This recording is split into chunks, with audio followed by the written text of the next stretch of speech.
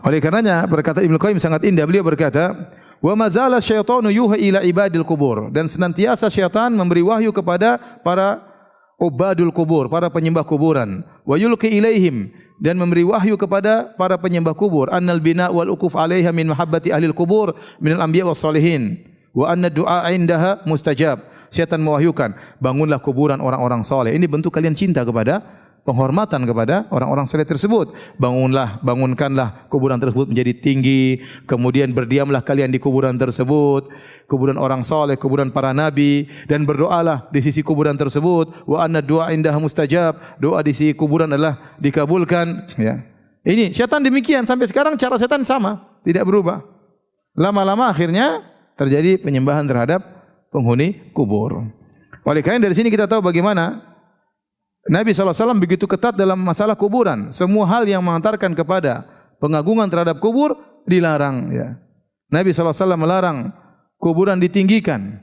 Bahkan Nabi SAW pernah menugaskan Ali bin Abi Thalib untuk meratakan kuburan. Dalam Sahih Muslim, Ali bin Abi Thalib pernah berkata kepada Abul Hayyaj, kata Ali bin Abi Thalib, "Ala aba'athuka ala ma ba'athani Rasulullah SAW." Maukah aku tugaskan engkau sebagaimana Muhammad SAW pernah menugaskan aku?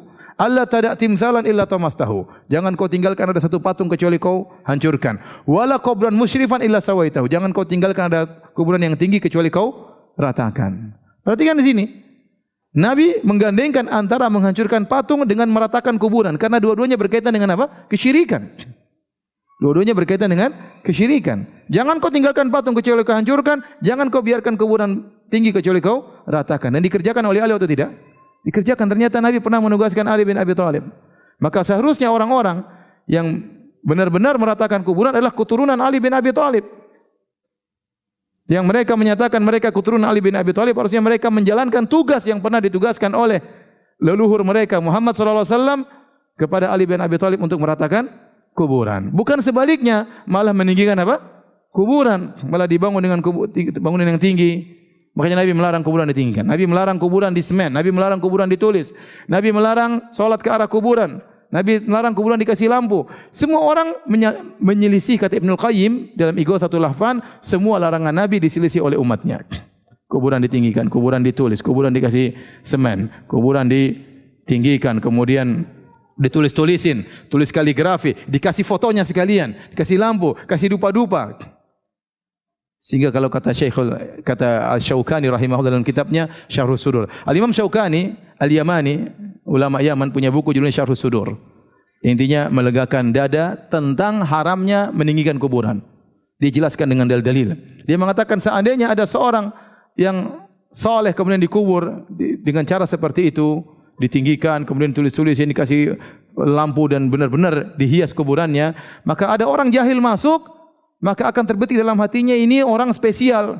Orang ini mungkin bisa beri manfaat, bisa beri mudarat. Terbetiknya dalam hatinya itulah kesyirikan. Itulah kesyirikan.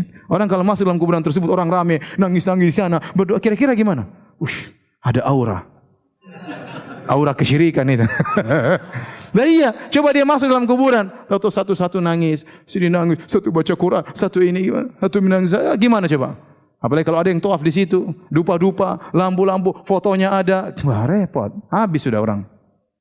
Terbetik dalam hatinya sesuatu akhirnya, dan itulah awal dari apa? Kesyirikan. Ini yang ngomong Imam Syaukani rahimahullahu taala. Ya. Maka kenapa Nabi ketat dalam masalah kuburan? Gara-gara jangan sampai terjadi kesyirikan sebagaimana terjadi pada umat-umat terdahulu.